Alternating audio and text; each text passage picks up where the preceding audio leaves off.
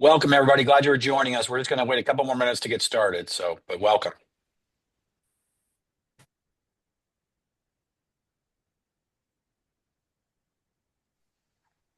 Hey, Sophie, do you have details about the next webinar by chance?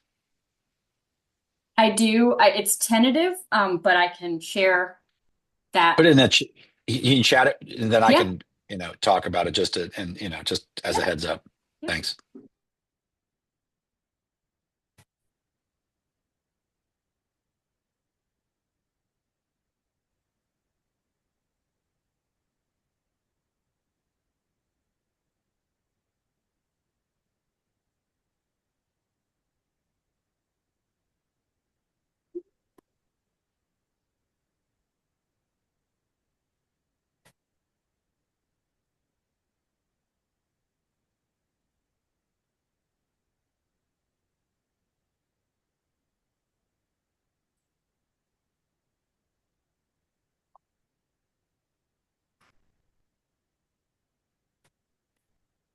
All right, we'll probably get started.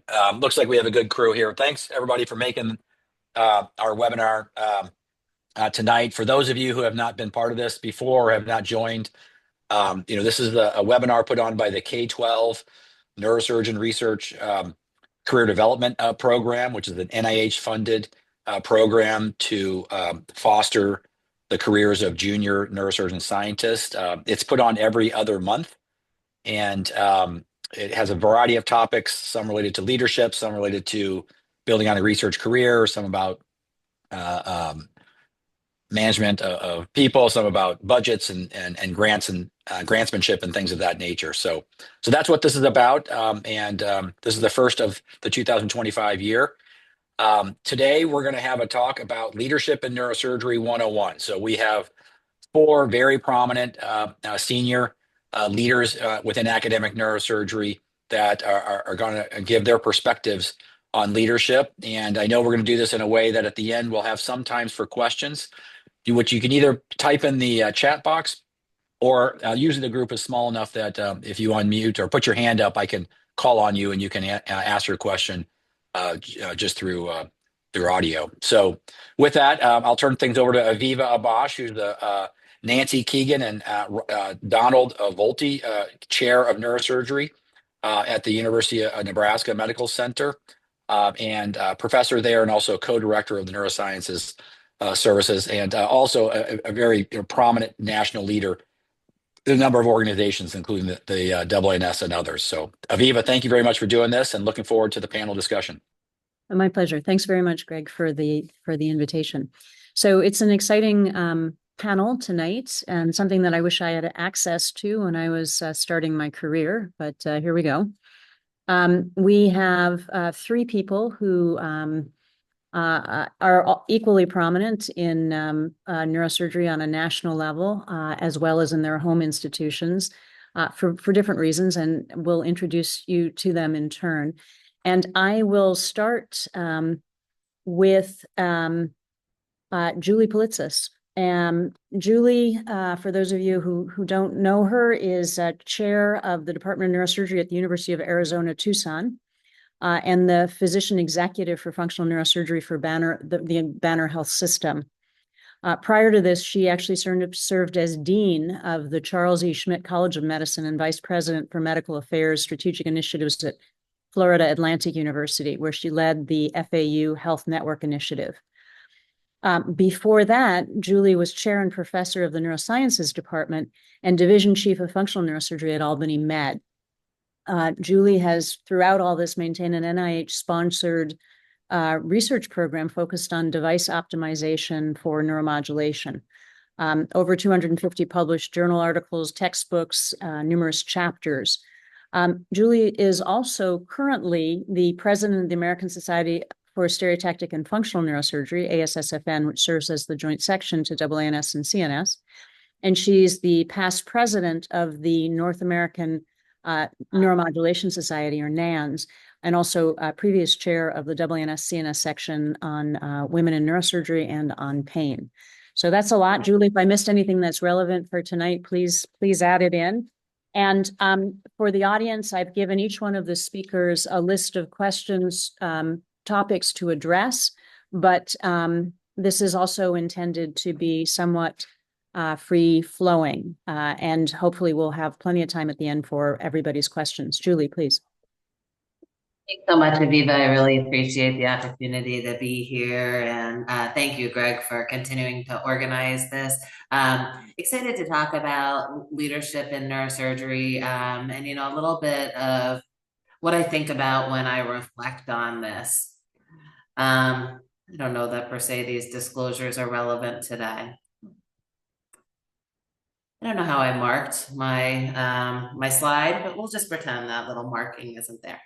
So, I think, as Aviva mentioned, I had some parallel pathways, and I just want to point this out because I'm a huge believer that organized neurosurgery is a great way to get into leadership, and to test out, many things that, many options that you might have and learn how to do things.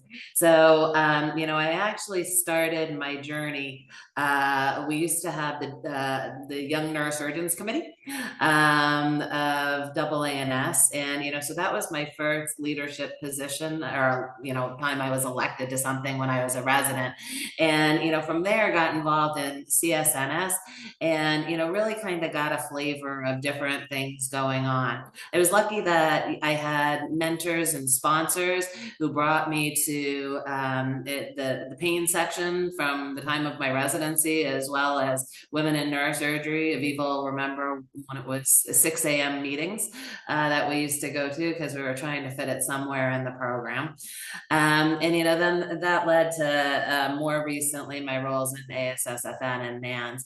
And through this, I learned how to run a meeting. I learned how to gain consensus.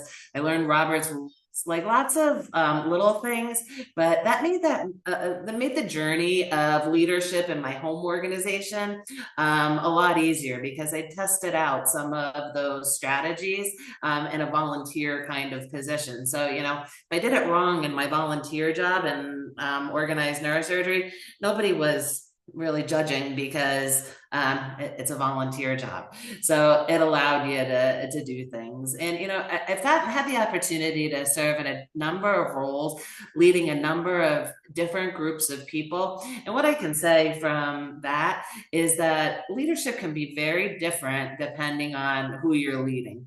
My first job was as chair of the Department of Neuroscience, which was a group of PhDs, and the dean was looking to shake it up at the time by putting a clinician in that role to increase translational science, and I had to learn to lead a lot differently than I would lead neurosurgeons. And then when I went to FAU, which is a community medical school, so I kind of almost a startup medical school, especially compared to Albany, where it came from, which was one of the longest standing medical schools. There were a lot of medical educators there, and that's a different group to lead than even neurosurgeons. So I think as you go along your leadership journey, just because you've mastered or you're okay at leading neurosurgeons, that doesn't mean that it's always going to be the same strategies when you lead other groups of people, and you have to keep that in mind. So not all jobs are created equally, so I think you have a number of chairs on this call, and I bet what each of us does on a daily basis in our breakdown of clinical research and admin is quite different than one another. And so when you're looking at this job, don't just think, oh, it's a chair job and I want a chair job. Think about what the job is really going to look like from the breakdown of what you're doing and what you like to do. A couple of things that are important for me. Number one is having a great boss. You can't do anything you want to do if you are not supported by your boss. So I think when you're looking at jobs, keep this in mind. Then you want to look at the colleagues that you have, either within your department, the college, or the hospital, depending on the role, and the colleagues outside of that, and the people you'll have to interact with. What is your actual decision-making ability, and are you able to enact a vision? You don't want to find yourself in a position where you have these lofty visions and you're not actually able to make those happen. So what kind of job are you looking for? And a lot of that depends on your boss, frankly. Is this a job where you're keeping the trains running on time, or where they want you to, go out and do huge changes? Is it a turnaround job? You have to get some of those details, and then make sure you have the resources to actualize that vision. Regardless of the job, the one thing that all the chairs do have in common, I would say, is a lot of our time is spent on HR. Just issues that come up. And this means having difficult conversations. Here are 2 books that I would recommend in terms of this. And, regardless of how good you think you are with difficult conversations, or whether you're conflict averse or okay with conflict, read these books and think about it, and think about how you approach these conversations. And, one thing I learned to do was to actually practice having these conversations before I had them. And I think that can be really valuable. So, when you're thinking about whether you want to be a chair, think about why you want to do that. I think there's different reasons why people want to do that. And then again, try to get your head out of the clouds of thinking, oh, I'm going to be a chair, and think about why you want to be a chair at that particular institution. Does it really match what you want to do?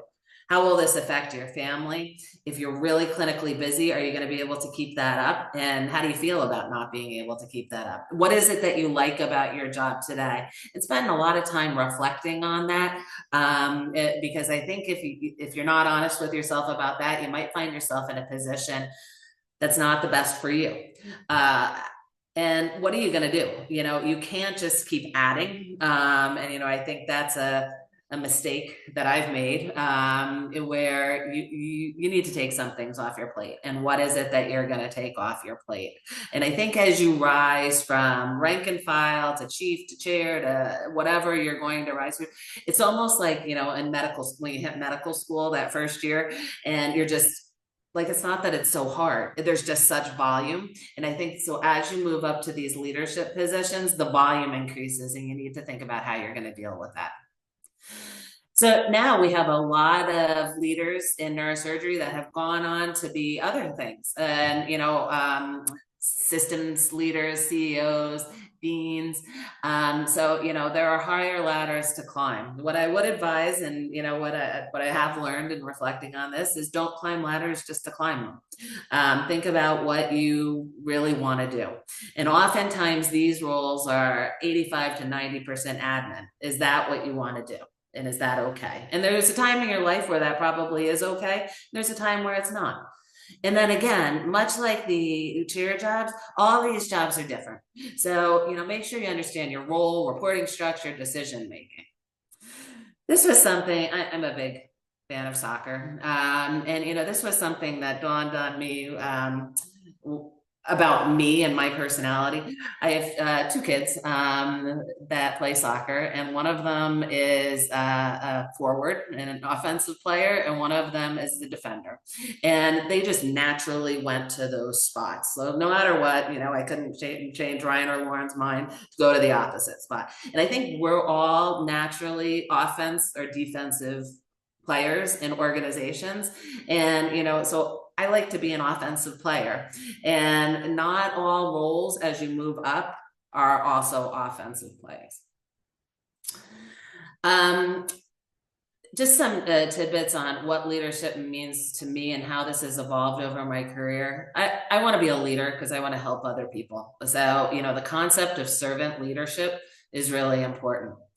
This shared vision slide, this is cute. This is, what 4th graders put together, which I would say could be a good vision slide for all of our departments. But make sure your vision is shared. Listen more than you talk. Communicate often, especially as you're leading diverse groups. You have to say the same thing so many times in so many different ways, because people hear things differently.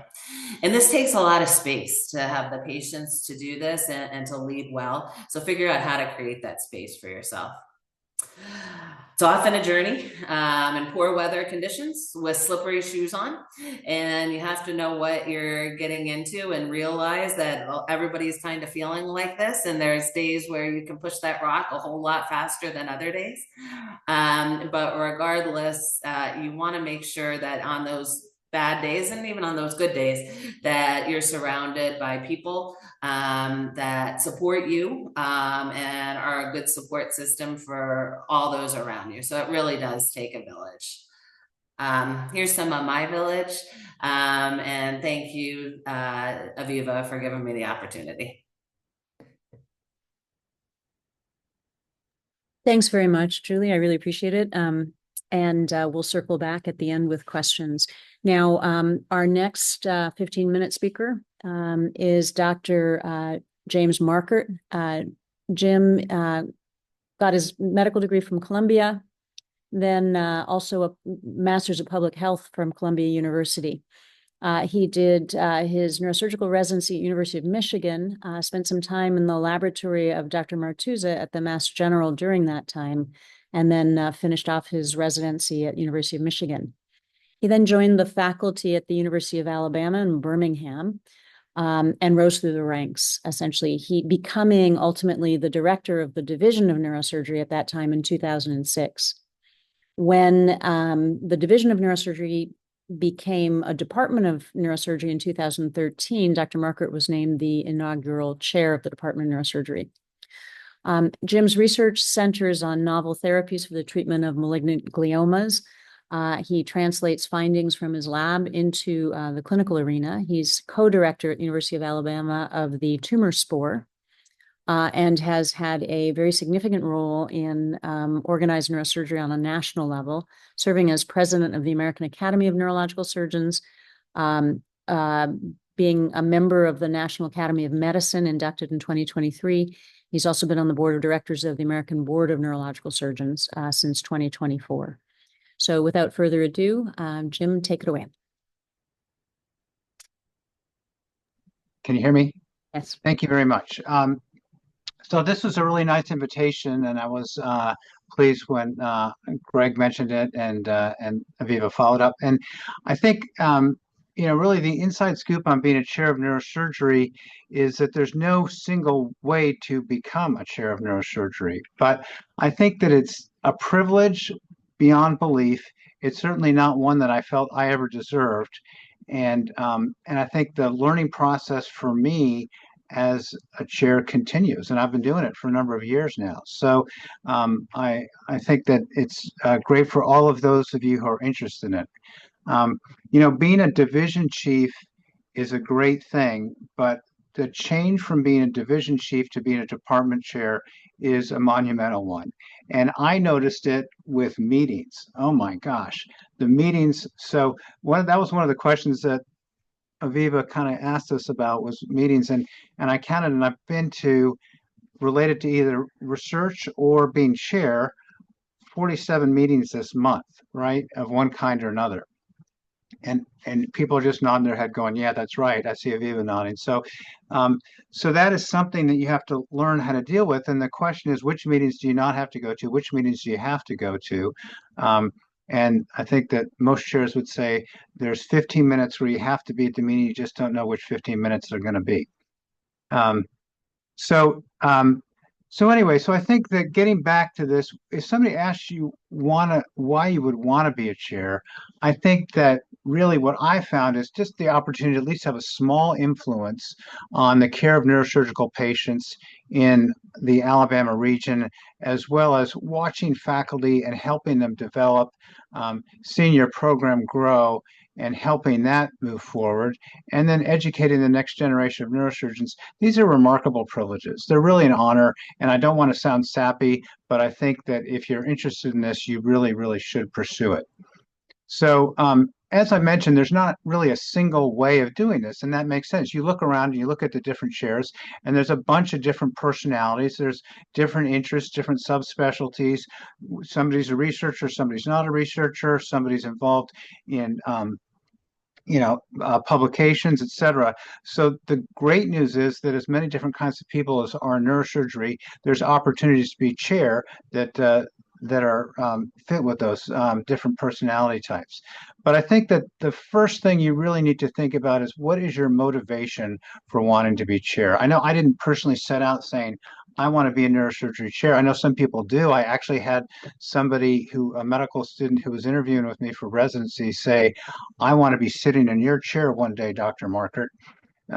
So some people seem to know that from an early age.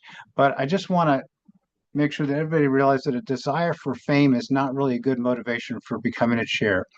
And this is a story that I think it's a true story. It was told to me about a resident who was being pursued by a graduate of his residency program at a very famous institution, neurosurgical institution in the Northeast. And the graduate came back and took him out to dinner at a sort of a junky place right across the street from the institution.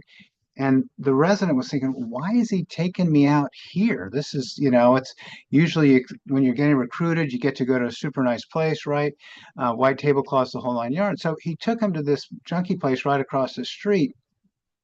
And he said to him, oh, so you want to go into academics, huh? Maybe be a chair one day, huh? Yeah, okay, well, that's great. You like the fame, people getting to know who you are, everybody know who you are. And the guy's kind of smiling, but he's nodding. Yeah, that'd be great. Sounds good. So then the graduate calls the waitress over and he says, hey, do you know who blank blank is? And gives the name of the chair that's right across of the neurosurgery program that's right across the street. And of course, the waitress looks at him blankly and says, I've never heard of that person in my life. Of course not, no. And so the graduate turns to him and he says, we're right across the street. So the point is that, being famous is not the reason for becoming a chair, right? You got to do it because you want to do it and you value the opportunities. So, and I think I've heard it say that you shouldn't seek out to become a department chair until you're willing to give up your own personal desire for fame and the accolades and really to focus exclusively on your faculty. I don't 100% agree with it, but it's a lot closer to truth than not. Servant leadership, as Julie mentioned, is a real thing. And the more you use it, the more valuable you will be both to your faculty and to your institution. If you're not at the stage of your career where you get pleasure from seeing others develop and for them to receive recognition, then I'd rethink any current desire to become a chair at that point for postpone it. Because most of your success as a chair will be directly proportional to the success of your faculty and your institution, your department of residence. And mentorship is really an important part of this. And it's both receiving mentorship and giving mentorship. Obviously, as a chair, you're in a position where you're giving mentorship a lot. And it's really rewarding to actually have people at early stages of their career in particular, where you're helping them learn about themselves and guide their steps, try to help them avoid missteps and let them be the best person, the best neurosurgeon that they can be. And I think in particular, as you've been chair for a while, you'll have the opportunity to hire people and bring people on. And it's super rewarding to help these people because obviously you each have a special interest in each other. But I've had great opportunities and enjoyed mentoring all members of my faculty. And mentorship of your faculty can be a very tricky thing. I found myself sometimes mentoring faculty in a way where I say, gosh, I really, as your friend, as your chair, I want you to stay here. But really, as your mentor, I think the best thing for you to do is to explore this new opportunity. And that's a really hard position to be in. But I think that if you can do that, you really prove yourself as a mentor. And if you're a good mentor, people will come to you and seek out your advice and your mentorship. And that may sound onerous, but actually it's very rewarding because the process of mentoring is a really spectacular opportunity for learning for both the mentor and the mentee.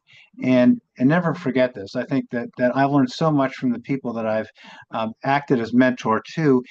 You have to remember that when you're mentor, your job is not really to lecture to the person, but to actually step back and listen a lot of the time. And it's during those listening moments that you'll have the opportunity not only to really see what's important to that person and learn how to give individualized advice, but also to have the opportunity to learn yourself. And then receiving mentorship is a critical aspect as well of being a leader. And I think I've had some fabulous mentors. My division director that recruited me, Richard Morowitz, was an unbelievable mentor, and he gave me a lot of pearls. I think one of the biggest things I learned from him was, Jim, if it's not written down, it never happened. And I can't tell you how many times I've given that piece of advice to other faculty members and other and residents. And it's really critical that when you're involved in an important conversation, that you write it down and you have a message. And a lot of times I'll send an email afterwards saying, hey, it was great to meet with you. Just wanted to give you my version of what I remembered. Let me know if you agree or disagree with this. And that way you'll have a record to go back on, okay? He also told me that you really need to understand what motivates people, and different faculty members, different people in the department, people outside the department will be motivated by different things. Whether it's, some people are simple, it's just motivated by money. Other people want power. Other people want people to like them. There's lots of different reasons that people are motivated, but I think it's important as a leader to understand what motivates different people. And you'll have the opportunity to develop that insight along your career as you work along, during your career as you work alongside people. I think the other thing that Richard told me when he'd hired me that I thought was very valuable was that when you're negotiating, stick with your point, keep it simple. So you're going to have to negotiate as a chair with the hospital. You're going to have to negotiate it throughout your life and all kinds of things. And he would just say the same thing over again. The hospital, CEO would say, well, that's a great idea, but instead we're going to give you use of the hospital Maserati for a week, or whatever they would say. And he would say, well, that's great, but what I really still need is blank, blank, blank. And he just keep returning to that over and over again. It's a very, very successful approach to negotiation. And if you haven't used it, I think it's something that you can find is very valuable. So additionally, after becoming chair, I was fortunate enough to get peer mentors in a way. And I think that is something that is helpful to everybody along the way. But as a chair, some of my best mentors have been other neurosurgical chairs. And I have a group of chairs that I meet with from other institutions, usually at a national meeting.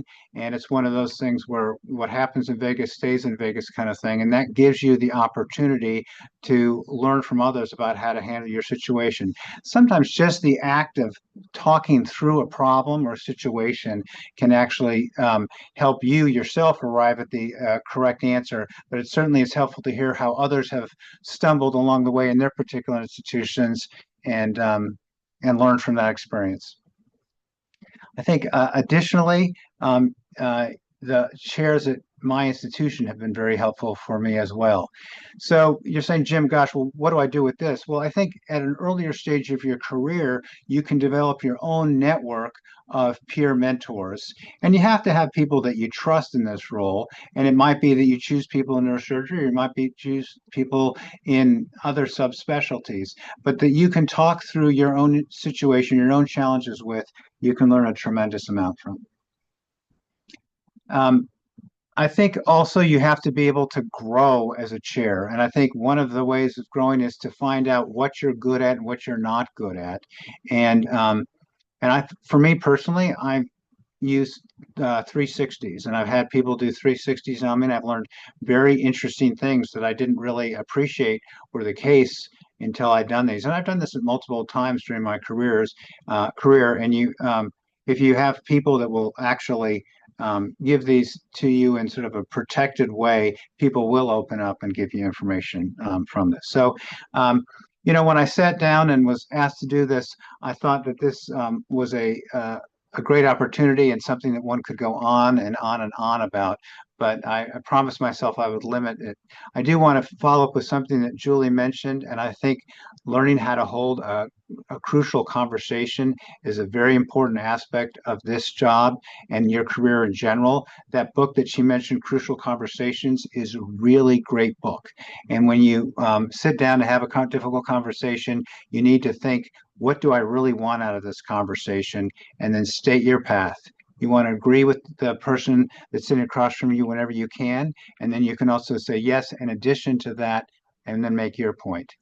Listen, listen, listen is the key to this. So again, I think these are some of my initial thoughts on people who aspire to be a chair. It's a great, fantastic opportunity. And if you have the opportunity, I encourage you to take it. Thank you very much. Thanks very much. Okay. So we're moving on to our final panelist for the evening, and that's Dr. Nader Paradian, who is professor and chair of neurological surgery at UT Southwestern.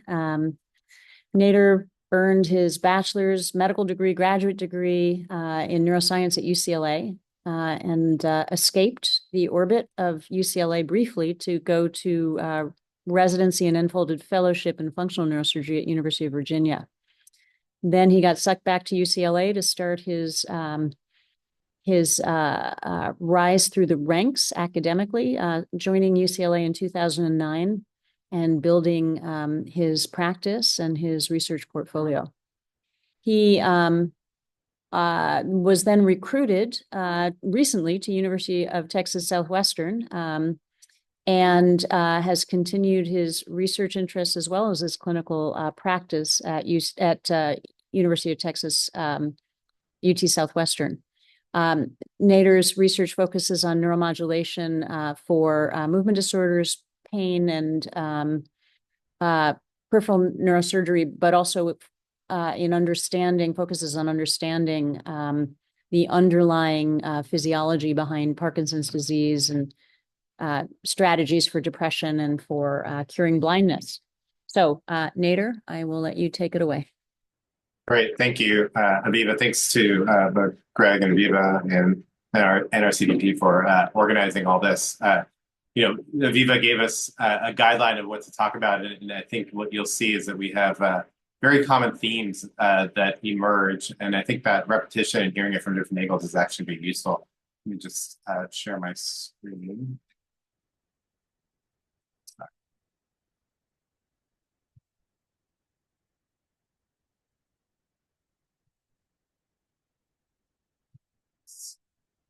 Sorry about that. All right.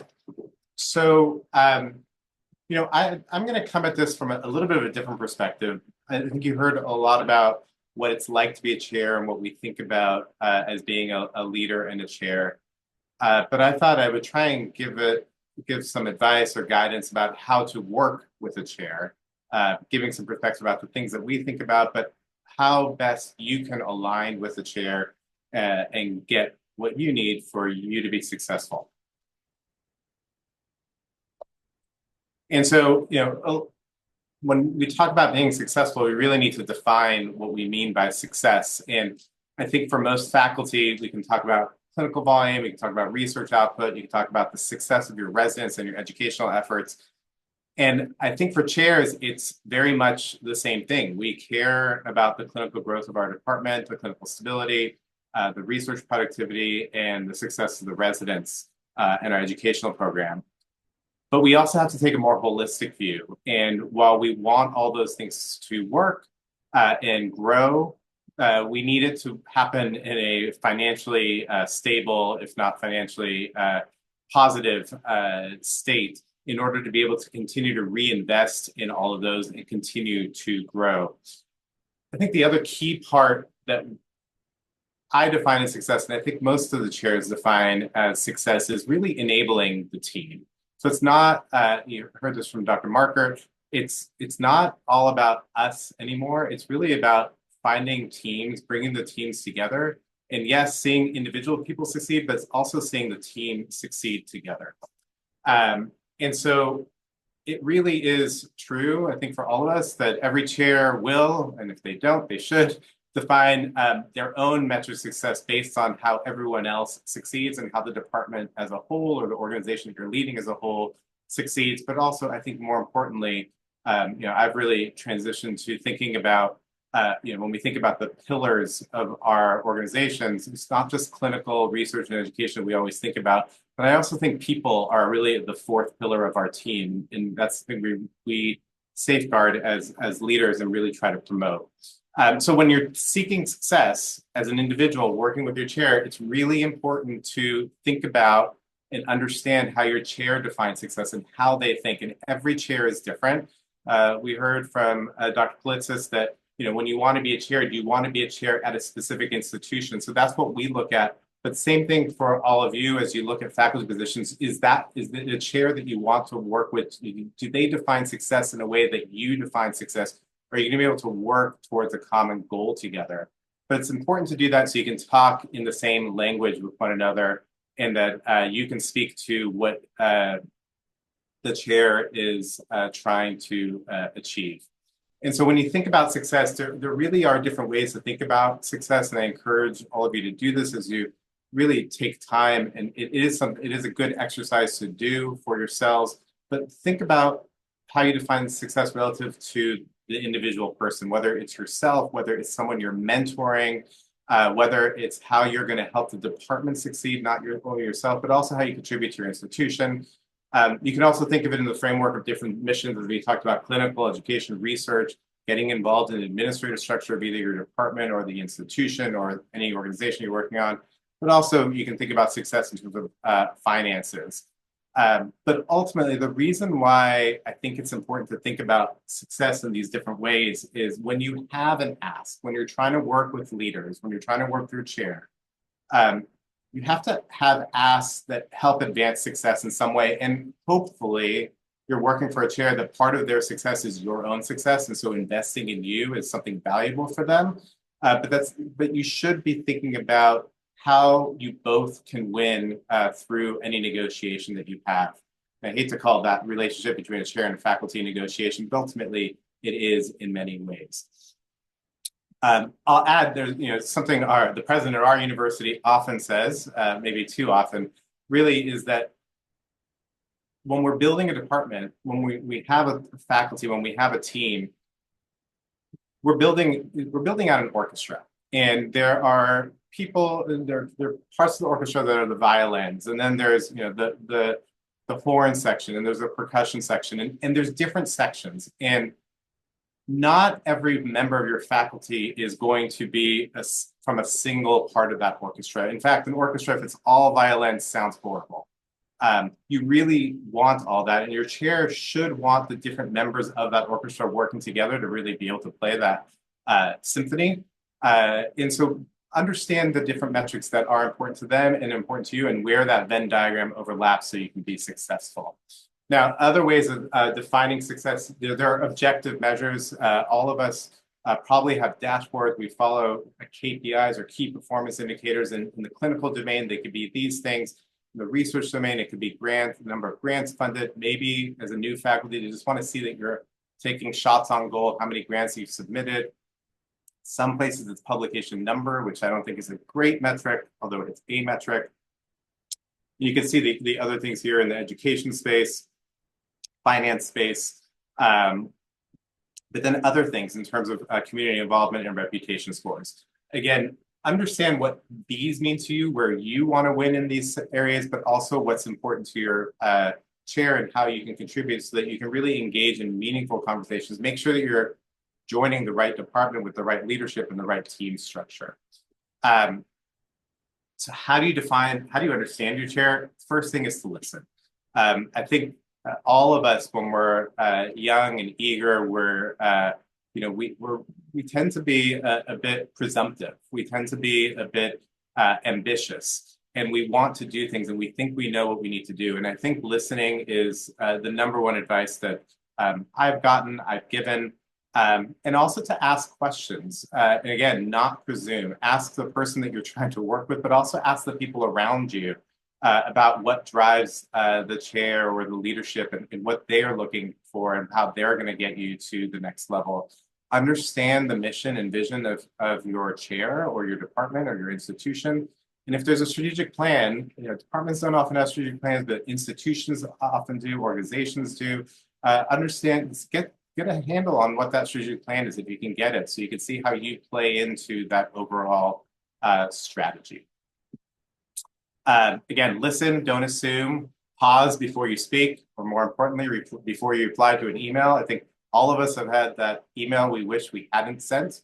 So the good practice is to, if you need to, write the email, but don't put anything in the send line, so you can review it the next day. Ask and discuss, don't complain. We really, chairs and leaders want to work with our teams to make things better. We want to hear when there are opportunities.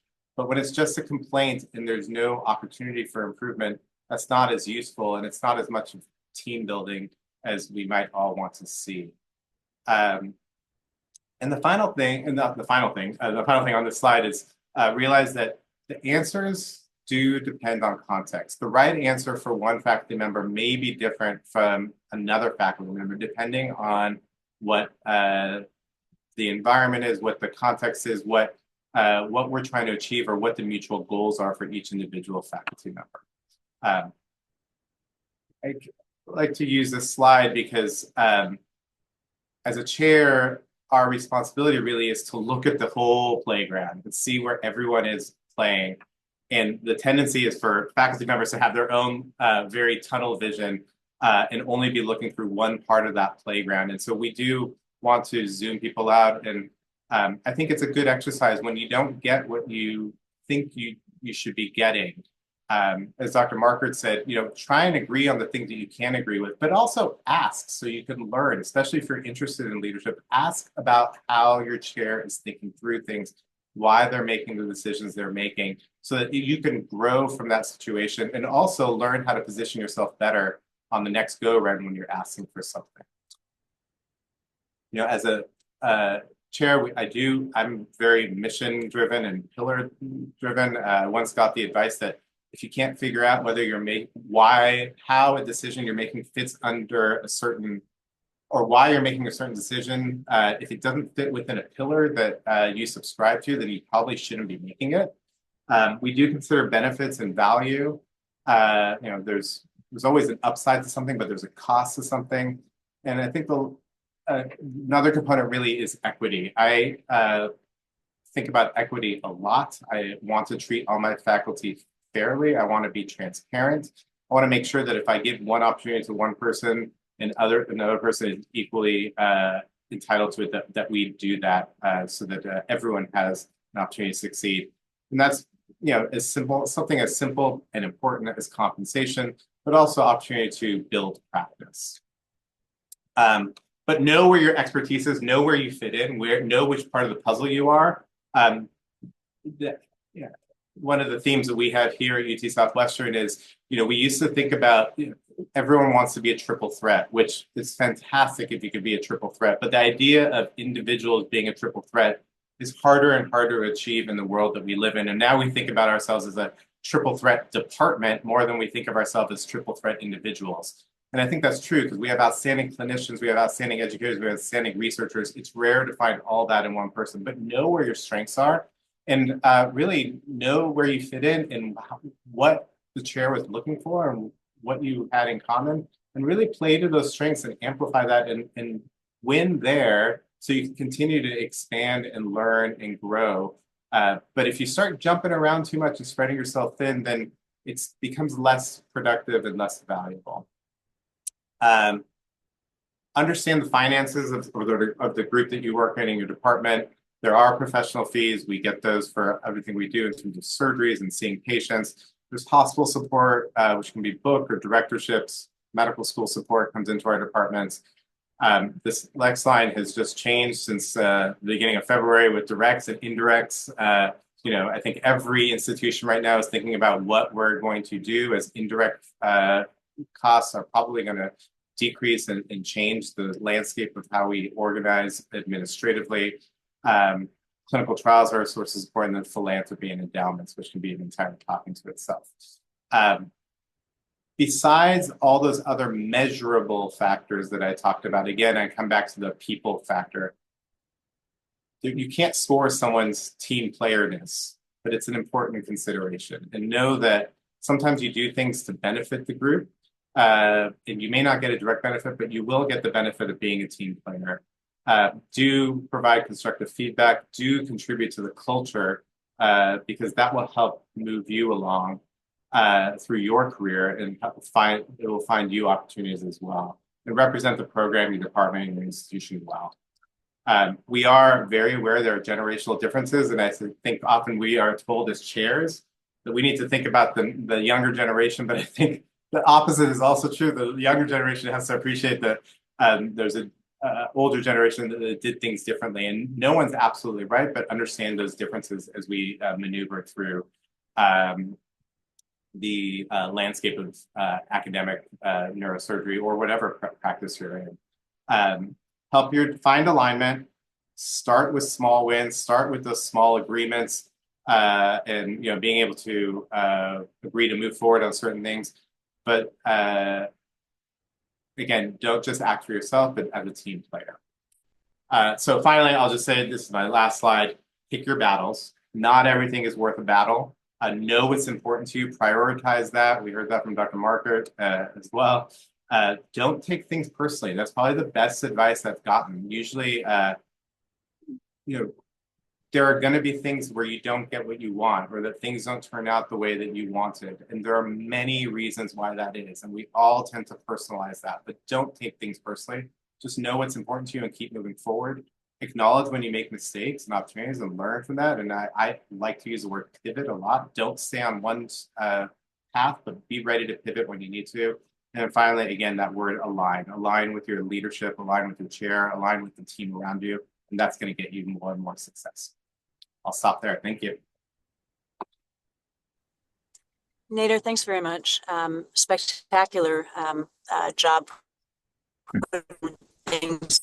So three things very much. So I have been keeping an eye on the chat. I'm not sure, Greg, if that's the best way to solicit audience questions, or is there some other mechanism that you prefer using? Let's start with the chat, and then, but also if just people raise their hand, and then Aviva or I can call on you, and you can just ask too. Either way is fine. While you're thinking about your questions, let me just mention one thing. Our next session is April 15th. It's about the use of AI in manuscript and grant preparation, the do's and don'ts. So more to come on that, but trying to be proactive about keeping people up to date with what's going on in AI and how it affects research. So, yeah. Any questions for anyone? From anyone?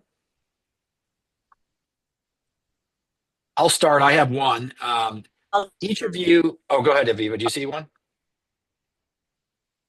Well, I was going to. No, I was just going to pose a question. But go ahead. Okay. Well, I'll start. And I think each of you talked, I got a lot of enthusiasm for your job as chair and some advice on how you've approached being chair. Could you talk about the sacrifices about being a chair a little bit more? In particular, there are definitely people who are on these some of the people who are considered for chair positions, they're on this really amazing trajectory with their career already.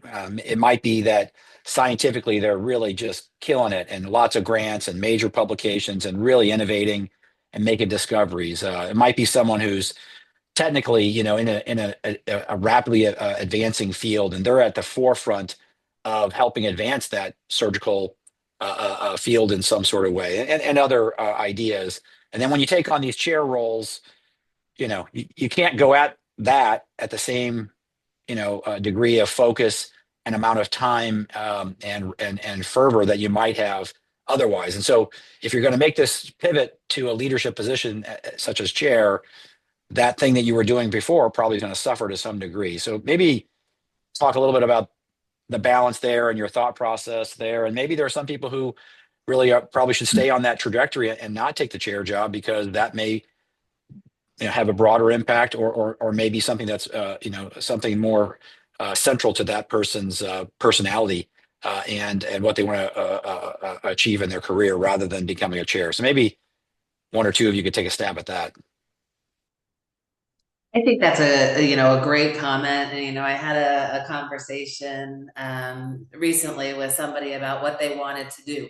And, I think that be true to yourself and, what that is that you want to do with your life. So, if your goal is curing cancer or your goal is curing blindness or, whatever your goal is, I think don't necessarily get distracted because being a chair does have some sacrifices and you may not be able to do that. Having said that, try to figure out what the right balance is for you. I went from doing like 450 cases a year at my position before I became dean, and then I did 50 cases over 2 years. That was too big of a jump for me, and so I think just trying to think about how much is right for you is really important. Hader, do you want to say anything? I mean, I am living that right now. I think I struggle with this. I think we all do. I've been in my chair position just under 4 years. And I gave up a lot of my practice when I came here, and progressively all my concurrent chairs, like, you need to do less clinically because there's not enough time to do everything you need to do. And it's a transition. I think, Julie, you shared that you have to give things up. You can't just keep taking on additional responsibility and do a good job with those additional responsibilities and still do a great job with everything else. And so something's got to give. But what you end up doing, I guess the privilege of being chair is you somewhat get to pick what you don't give up in terms of clinical practice. And so I haven't been able to preserve the part that I love the most. But I've also given up part of my practice that I still love. So there is sacrifice. But I think the reward on the flip side is I get to work with junior faculty that I get to see them pick up that practice and succeed and enjoy that on the other end. So I think it's a personal sacrifice, but the reward is seeing other people benefit. The one thing I want to add there is I continue to go to people, some of the people that Julie showed on her slides and other people that you all know, for advice, even as a chair. I continue to learn. I continue to seek advice. We're all learning through this. I'm sure Jim's been doing this longer than us, but you're probably still learning also. Like, every day is 100%. Totally agree. I think that the duration of time you spend in chair doesn't mean you still don't need mentoring and have the opportunity to learn.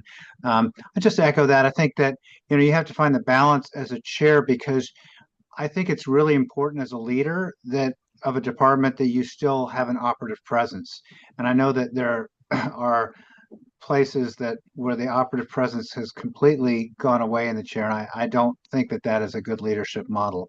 On the other hand, as a chair, you have to give up a lot of your practice as you recruit new people, right? I mean, depending upon how long your chair and so forth, they want to do work, and you've got to recognize that and foster that. And you don't have time to do everything. And you have to figure out, well, can I learn how to collaborate when in my case, I've had to learn how to collaborate with others so that a lot of the research effort that I want to see directed still gets done.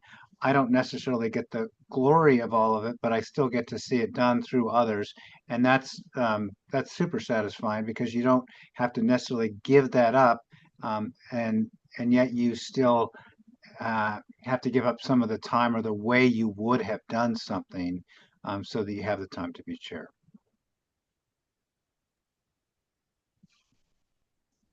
Yeah. Hey, Greg, I got a question. Langston, you're too old for a question. Oh my gosh. Exactly. What's up, Jim? I'm just kidding. Go ahead. What's up, Nader? Yeah. Hey, you got, and Aviva, great job, everybody.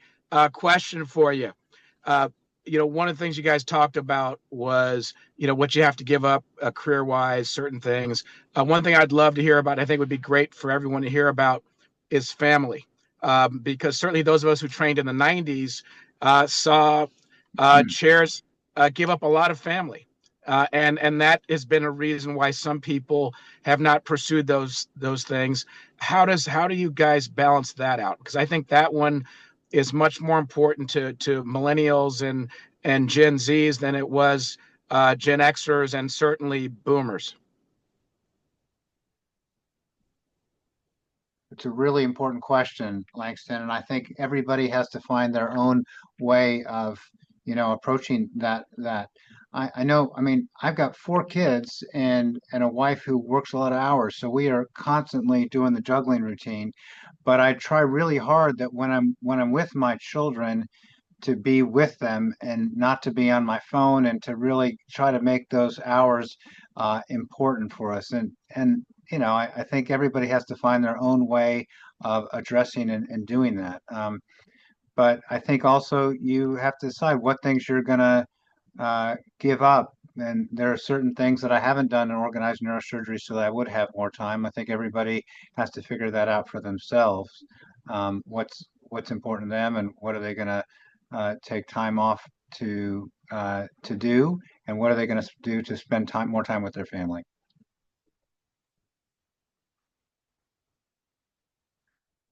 I I think we have, yeah, sorry, go ahead. I'll just say I think it's a really important thing. I think the strategy that I was taught and I think is really important is figure out a way that you want to consistently connect with your family, because if you just say it'll happen, it won't. And so for us, it's really dinner every night together and weekends together. And then I sneak away for work in between. But like for us, it's dinner. You just have to, you've got to make time for that. Otherwise, it won't be there. There's a good question in the chat I thought I could bring up, and I know we're running out of time, but this is a good one. So do you think the next generation of major academic chairs will still be primarily composed of basic scientists, or have the expectations and characteristics sought for chairs changed at both the university and medical center level? It's a great question, and I think it depends. I think it depends a little bit on what organization you're looking to work at. I think it depends who is on the search committee. I think it depends on the vision of whoever is really driving that search committee, the dean or the corporate partner or CEO. So I think we haven't seen a change in that trend over recent hires. But I think that this will continue to evolve, but it'll probably be different at different institutions. I might, yeah, if it's okay, I'll just comment. The question does say major academic chairs, so in some ways it makes, I mean, it depends on what you mean by major. I think if you're looking at a top 10, top 15 kind of job, it doesn't have to be basic science, but research often is a component of those type jobs. But I think that if you look at the jobs more broadly, my own and personal opinion is that your ability to run a business and be really good at clinical operations and I think is a bigger deal now than it may have been 10, 20 years ago. It would be my comment to that. Jim, you were going to comment? Yeah, I mean, I think it depends upon what your boss wants, right? I mean, I think that the deans at the top 20 medical centers, they want a research program. They want a research portfolio. At other places, it's not as critical. Neurosurgery is never the linchpin research department at any institution, right? So from that standpoint, it's not as important that you are as if you were in rheumatology or whatever, where, obviously that's going to be a critical part of that particular department. I think also, frankly, what happened a week ago may change things too. We're still all waiting to hear how this change in indirect cost rates really plays out. And I think that could also impact what happens at different institutions. So everybody in this phone call doesn't really know how that's going to play out yet, and how that might change the emphasis for the next generation of chairs.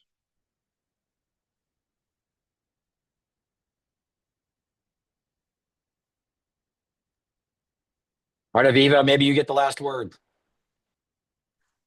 Well, I just want to say thanks for a spectacular job to Doctors Markert, Politzis, and Paradian. I really appreciate your comments and your insights. I learned a lot this evening, and hope this has been useful for our audience as well.